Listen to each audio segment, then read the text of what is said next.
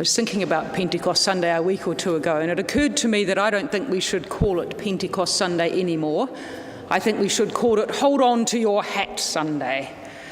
When I shared that with some colleagues, they looked at me puzzled and said, "Does that mean we have to wear a hat on Sunday?" Wasn't quite what I meant.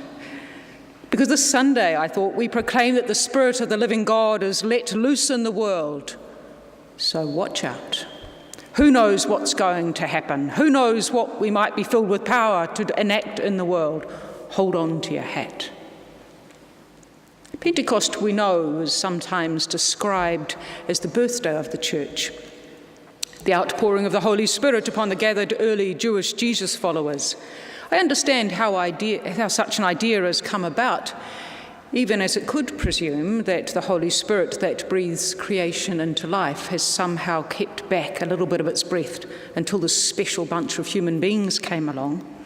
It could tempt us to focus inwardly, be a bit complacent. We're one of the special ones included in the outpouring of the Spirit, and that's enough, isn't it?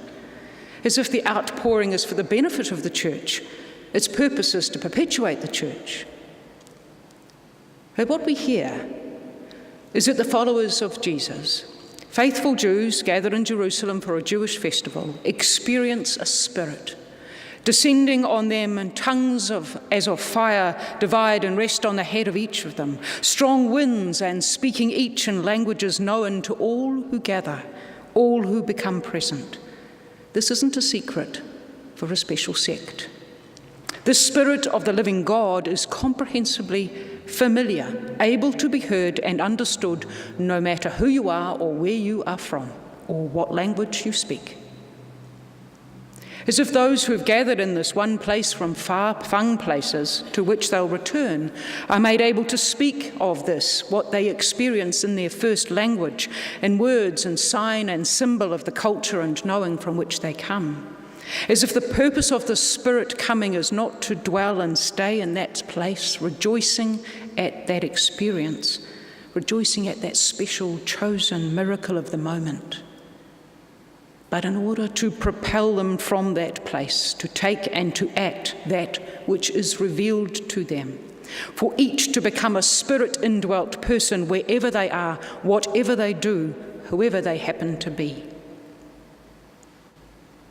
This account of Pentecost, of course, we hear from the book of Acts, a book that tells of the acts of those who followed, what experiencing Jesus propelled them to do, the what next made a real and act indeed.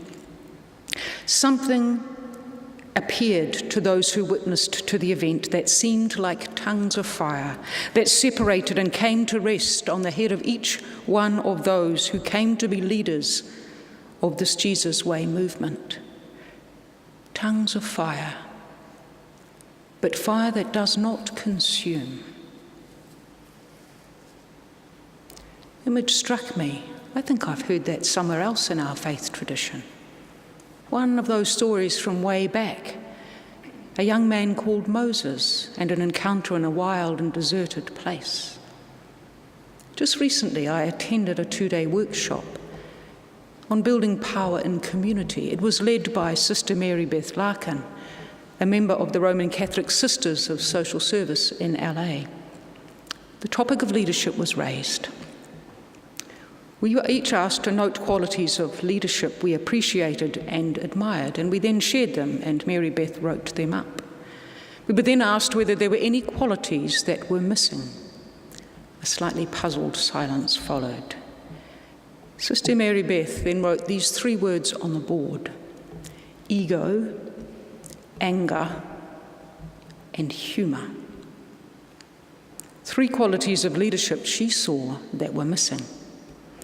Ego, not as in being egotistical, but as in knowing deeply who you are and who you are in response to others and situations you encounter. Humour, well, it's really important not to take yourself too seriously, let's face it. Anger. Now, that was an interesting one. Sister Mary Beth illustrated it in this way, and as best I can remember it, because of course I won't do it, it'll be my interpretation. But her explanation seemed pertinent in light of this day of Holy Spirit breathing in tongues like fire. Moses, she said, is known to be the most meek of God's people. Really? Meek, although understood as in the nuance of the Hebrew language lens, not as we might imagine of submissive, self-deprecating servitude, but of obedient transparency to God. One, Mary Beth proposed, who is meek is one who enacts anger. Not uncontrolled anger, not rage, but focused, controlled anger that moves one to act for justice.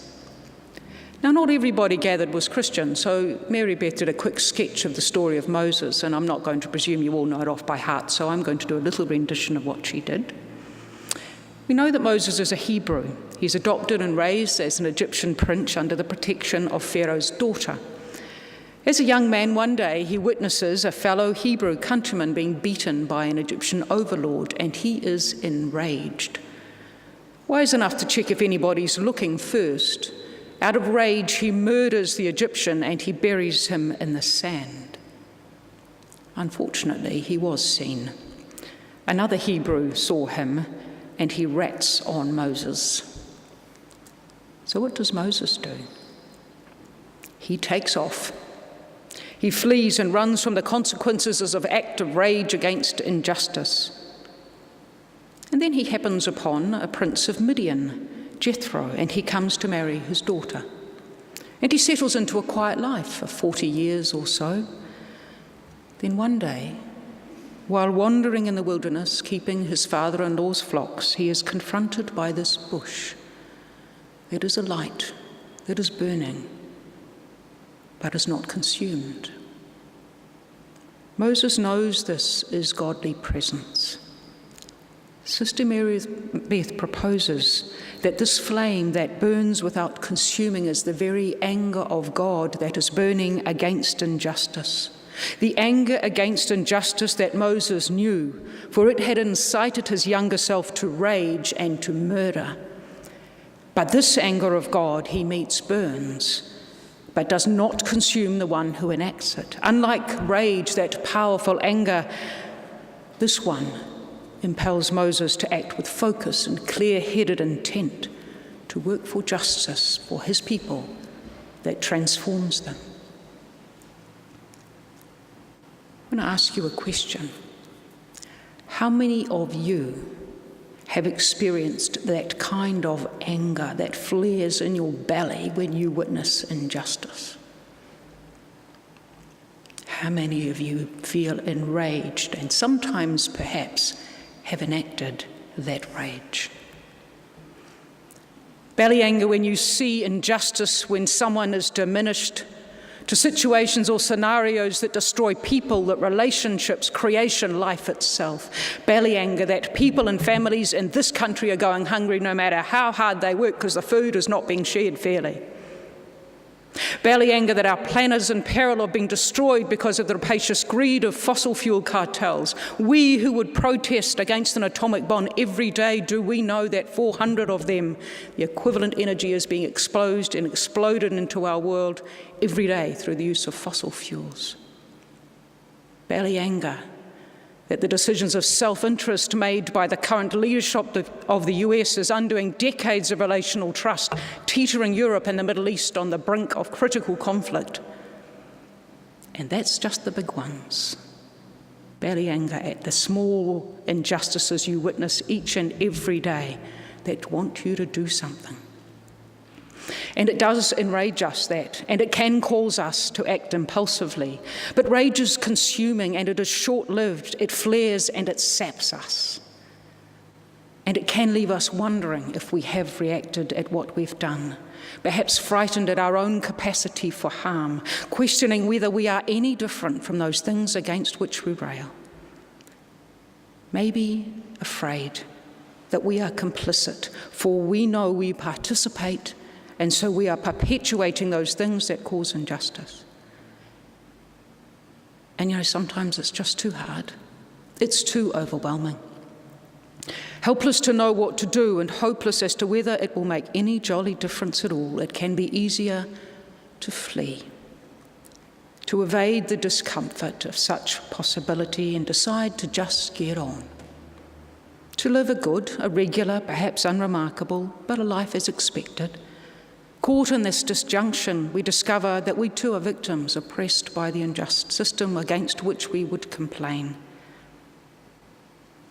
Then one day, walking on by that same injustice that we witnessed and numbed ourselves to walk by for far too many years, something in us shifts. This injustice continues, we realise, because we do not take our place against it. We do not stand and we do not act and we do not say, no, it does not have to be like this. This injustice is continuing because we don't do anything and we don't choose to act differently. Injustice isn't inevitable. It is because we take our part in allowing it to be. The belly anger rises again, and we recognise it just as Moses did before that burning bush that was not consumed. But this time, rather than a reactive rage, this anger is steady and it is determined. It insists that a world of just outcomes is and can be made real. It is fearless in speaking truth to power, naming, uncovering, making plain the unjust share of resources, of decisions that for economic advantage conceal the truth of harm to people and place and planet, with focus and clear-headed intent. It impels us to act, not to impose our sense of what is just, but to free the bonds, the bindings of injustice, to allow ourselves, the oppressed, to go free. There is potential here for us again to be afraid because of the potency of what might then take place. And we do run serious risk of having to change, and that is likely to be mighty inconvenient. On Pentecost we say the holy flame, the Holy Spirit, divided tongues as of fire that burns but does not consume, comes to rest on the head of those who were to be leaders in the early Jesus followers. It rather suggests the dangerous potential for the breaking out of the Spirit of the living God mantle of leadership is placed upon you, is placed upon me. We are people who linger in places like this, dangerous, potential for empowering places like this. This Holy Spirit dancing like tongue of flame rests upon us and is known to us to impel us from this place, to impel us to act, to look and to notice, to listen and to do, for that belly-filling anger to cause us together to do something about the state of the world. For human choices have got us to this place out of balance, unjust place and state of being. And it is human choices that will change it. Pentecost, hold on to your hats Sunday. We are the leaders who are to live this way in our world, to make real that justly sharing resources and power is sustainable. It is a viable and a life-flourishing way to live. That is the mandate given to us by such outpouring Spirit.